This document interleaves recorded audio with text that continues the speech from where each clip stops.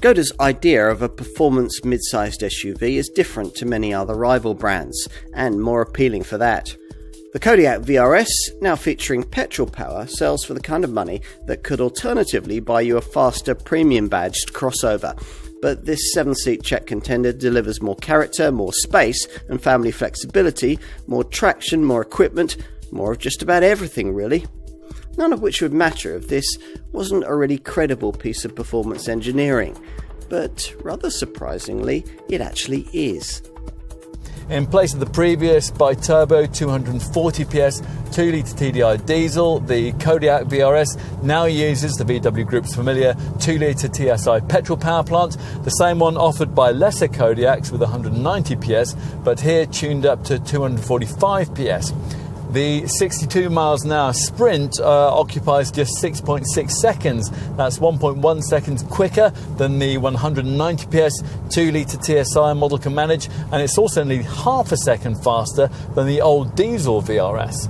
Various drive modes are on offer, and thanks to the standard adaptive damping, those settings influence ride quality as well as steering feel, throttle response and the change timings of the DSG paddle shift auto gearbox, which is necessary to harness the twin-turbo power plant's prodigious grunt.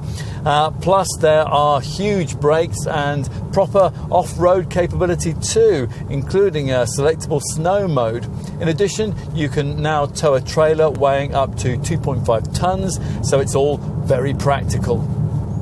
Skoda has dressed the Kodiaq VRS carefully to match its premium performance station in life. So there are eye-catching 20-inch Sagittarius alloy wheels, along with red VRS badges on the nose and tail. Plus, there are sleeker bumpers front and back, big bore dual exhaust tips and gloss black finishing for the roof rails, the wing mirrors, the window frames and the front grille. Inside you get carbon fibre trim and the obligatory sport steering wheel, plus aluminium pedals and sport seats upholstered in grippy Alcantara fabric. There's a standard 9.2-inch centre dash infotainment touchscreen, and Skoda includes its 10.25-inch virtual cockpit digital instrument binnacle.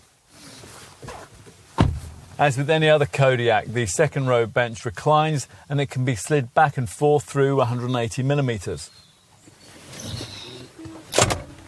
And this car retains its third seating row, the kind of thing that some performance SUVs dispense with. Out back there's 270 litres of luggage room with all three rows in place, or 765 if you fold the third row and push the second one forward. It's 2005 litres if you fold the second row too, so yes, this is about as practical as performance cars tend to get. A big bore petrol unit paired to a near 2-ton curb weight isn't a recipe for particularly efficient running costs. Skoda's official figures tell us that this car will manage an official WLTP combined cycle economy figure of up to 32.5 miles per gallon. That is actually quite close to the old diesel model's 35.3 mpg, and a WLTP rated CO2 reading of up to 198 grams per kilometre.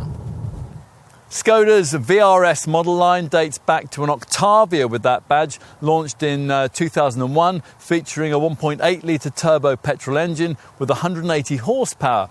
At the wheel of this modern interpretation of what VRS branding can mean, it's instructive to consider how things have advanced since. Though the Kodiaq VRS weighs far more than the old Octavia did, and it can stow far more luggage and seat 2 extra people inside, it's no more expensive to run, and it gets to 62 miles an hour over a second quicker. The formula here doesn't really add up on paper, but in the metal, I think the right kind of family buyer might rather like it.